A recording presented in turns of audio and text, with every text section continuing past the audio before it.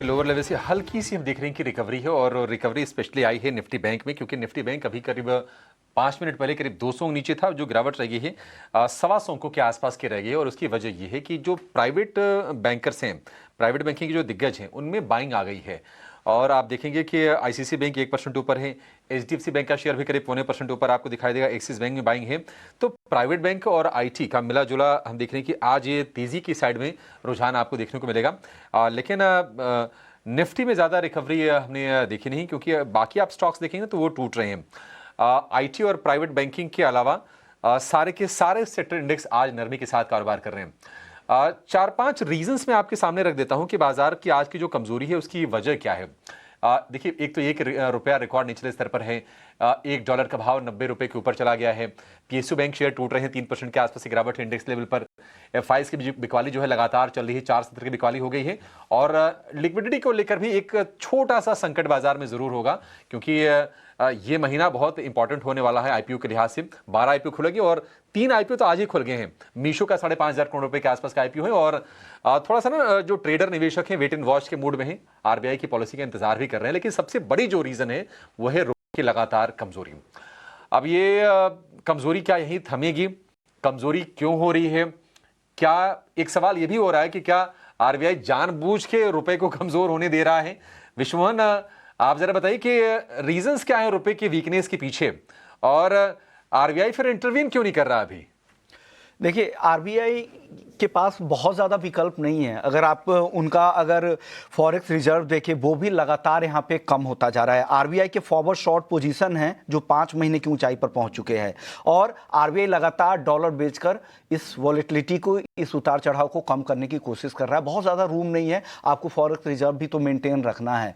और दूसरी सबसे बड़ी बात यह है कि यहाँ पर लगातार 8वें महीने यहाँ पर गिरावट दिख रही, तो ये कंटिन्यूअस बिकवाली चल रही। कब तक आप सेंट्रल बैंक के भरोसे रहोगे? इकोनॉमी के लिहाज से भी कुछ चीजें ऐसी होनी चाहिए, डेवलपमेंट ऐसी होनी चाहिए। सबसे बड़ा फैक्टर जो लगातार हम कई दिनों से कह भी रहे हैं कि यूएस के साथ जो ट्रेड डील में देरी हो रही है, इससे भी सेंटीमेंट और इसका स्पेकुलेटर्स भी इसका फायदा उठा रहे हैं और यहां पर शॉर्ट्स पोजीशन यहां पे क्रिएट कर रहे हैं, रुपए को और भी ज्यादा दबाव बना रहे हैं। एशिया की सबसे कमजोर करेंसी ये इस साल की बन गई है। 50% का टैरिफ बहुत होता है। यूएस जो डीप पॉकेट्स वाली सबसे बड़ी इकोनॉमी है, वहां से अगर आपका 50% टैरिफ लगा दे और 9% गिर जाए आपका अचानक से एक्सपोर्ट यूएस को, ये सबसे बड़ी दिक्कत है। और यही सब कारणों से एफआईआई देखिए, इस साल देखिए $17 बिलियन की बिकवाली कर चुके हैं।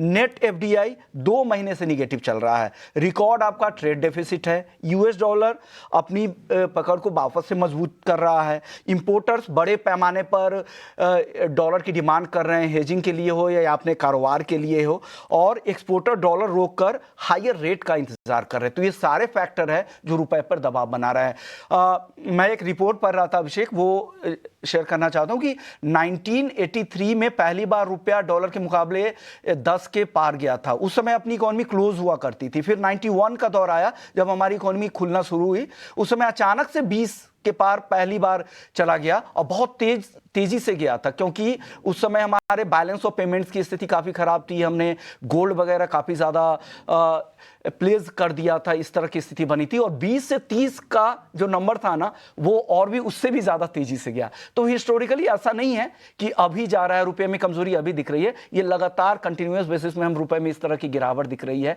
और लगातार डॉलर के मुकाबले ये कमजोर भी होता जा रहा है। लेकिन अभिषेक, मैं आपसे भी एक चीजें समझूंगा, क्योंकि जब रुपए में इतनी कमजोरी आती है तो कई सारे इकोनॉमी के ऐसे सेक्टर है जिनको फायदा भी होता है, जिनका फोकस एक्सपोर्ट में है, जिनकी इनकम डॉलर टर्म में आती है, उनके लिए फायदा होता है, चाहे वो आईटी हो, मेटल्स हो, फार्मा हो। इसको आप कैसे देखते हैं? कौन कौन से सेक्टर ऐसे हैं जो बेनिफिशियल इस गिरावट से हो सकते हैं? उस पर आपकी रीडिंग रिसर्च क्या है? विश्वमोहन, देखिए, बिल्कुल सही कहा आपने। और मोटा मोटी अगर समझाने के लिए कहा जाए तो जो भी इंडस्ट्री जो अपनी कमाई डॉलर में करती हैं और जो अपने खर्चे इंक्लूडिंग पेमेंट्स वगैरह रुपए में करती हैं, उनके लिए फायदे की चीज़ है। उसमें अब ये देखना होता है कि आपके ना मेजॉरिटी ऑफ द रेवेन्यू कहाँ से आ रही है। तो उसमें आईटी है। आईटी का जो रेवेन्यू है लगभग 70 से 90% ये आता है अमेरिका से। और इनको सबसे ज़्यादा फायदा है। और आज के सत्र में बाजार तो सबसे बड़ा कह सकते हैं कि बैरोमीटर है बताने के लिए कि किसको फायदा हो रहा है। आईटी में तेजी देख भी रहे हैं। तो IT, pharma, textile, selective auto हो गया, ये जो कंपनीज हैं इनको फायदा होता है। और जो कंपनीज अपने रॉ मटेरियल के लिए या फिर क्रूड को लेकर डिपेंडेंट है उनको थोड़ा सा नुकसान होता है। और यही नहीं, एक सेगमेंट जो हाल में उभरा है वो है ईएमएस वाला, इलेक्ट्रॉनिक मैन्युफैक्चरिंग सर्विसेज वाला। ये अपने कंपोनेंट और असेंबली के इंपोर्ट करते हैं, तो इसके चलते इनको थोड़ा सा नुकसान होता है। लेकिन मोटा मोटी जो कमजोर रुपए से फायदा होता है आईटी सर्विसेज वाली कंपनीज को, हमारी जो भारतीय कंपनीज उनको होता है, फार्मा कंपनीज को। लेकिन उसमें एक एंगल ये भी होता है कि अगर आप एपीआई अगर आप इंपोर्ट कर रहे हैं तो फिर आपका ना ये मार्जिन थोड़ा सा कम हो जाता है फायदे वाला। ऑटो में सिलेक्टिव है जिनका बिजनेस हम देखते हैं कि एक्सपोर्ट का ज्यादा है, जैसे कि बजाज ऑटो हो गया, बाकी हमारी ऑटो इंसिलरी कंपनीज होगी, आगे हम उनकी चर्चा करेंगे। और टेक्सटाइल का, क्योंकि हम टेक्सटाइल का बड़े पैमाने पर एक्सपोर्ट करते हैं और अमेरिका को ज्यादा एक्सपोर्ट हम करते हैं, तो इनको फायदा होता है। नुकसान कहां पर होता है? आप देखेंगे कि क्रूड हम इंपोर्ट करते हैं तो ये थोड़ा सा ना आपके लिए नुकसान की चीज आती है। लेकिन हम फिनिश्ड पेट्रोलियम प्रोडक्ट जो है एक्सपोर्ट करते हैं तो उससे फायदा होता है, थोड़ा सा ये मिला जुला हो जाता है, ऑयल एंड गैस वाला मामला। लेकिन एविएशन हो गया, पेंट हो गया, एफएमसीजी, ईएमएस, ये तमाम कैटेगरीज हैं जहां पर हम वीक रुपये के चलते नुकसान देखते हैं। आईटी की बात करें तो ज्यादातर आईटी कंपनीज अपनी जो कमाई है वो डॉलर में ही करती हैं। और एक ऐसी कैलकुलेशन है कि 1% रुपए में कमजोरी से जो आय होती है वो करीब 0.4 से 0.5% तक कंपनीज की बढ़ जाती है। और आपको बता दें कि 70 to 90% जो रेवेन्यूज है हमारी भारतीय आईटी कंपनीज का, जो कि हम काफी डिपेंडेंट है अमेरिका पर, तो यूएस और यूरोप से आती है।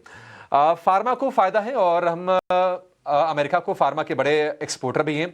$30 बिलियन का हमने एक्सपोर्ट किया था 25 में। और अकेले अगर हम अमेरिका की बात करें तो अकेले 10 बिलियन का एक्सपोर्ट तो हमने अमेरिका को किया था।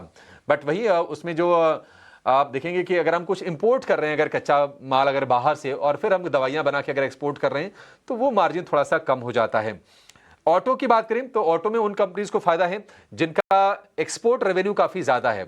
बजाज ऑटो आप देखेंगे तो 50% का एक्सपोर्ट रेवेन्यू है। इसके अलावा संवर्धन मदरसन हो गया, भारत फोर्ज हो गया, इनके रेवेन्यूज भी 60% आते हैं बाहर से, यानी कि एक्सपोर्ट से। और टीवीएस मोटर का एक्सपोर्ट रेवेन्यू 25% के आसपास का है, तो टीवीएस मोटर का भी थोड़ा सा फायदा जरूर होता है। तो ये कुछ इंडस्ट्रीज हैं। केमिकल की हम बात करें तो केमिकल में भी अगर आप रॉ मटेरियल इंपोर्ट कर रहे हैं, फिर अब स्पेशलिटी केमिकल एक्सपोर्ट कर रहे हैं तो फिर उतना फायदा नहीं होता है। बट फिर भी हम देख रहे हैं कि आरती इंडस्ट्रीज समेत कुछ और कंपनीज हैं जिनको थोड़ा सा बेनिफिट होने की उम्मीद है ये रुपए की कमजोरी से, क्योंकि आप अपने जो कमाई होती है आपकी आती है वो डॉलर में। देखते हैं, बट आज आईटी में ही आपको ज्यादातर इंपैक्ट दिखाई देगा, अदरवाइज तो मतलब थोड़ा मिला जुला रुझान ही नजर आ रहा है। एक काम करते हैं, एक छोटे से ब्रेक का भी यहां पर समय हो गया है, और ब्रेक के बाद जब लौटेंगे तो मार्केट एट 3 का वक्त हो जाएगा, और मार्केट एट 3 के बाद हम बीटीएस एसटीबीटी वगैरह की चर्चा करेंगे। आप एंजॉय करेंगे।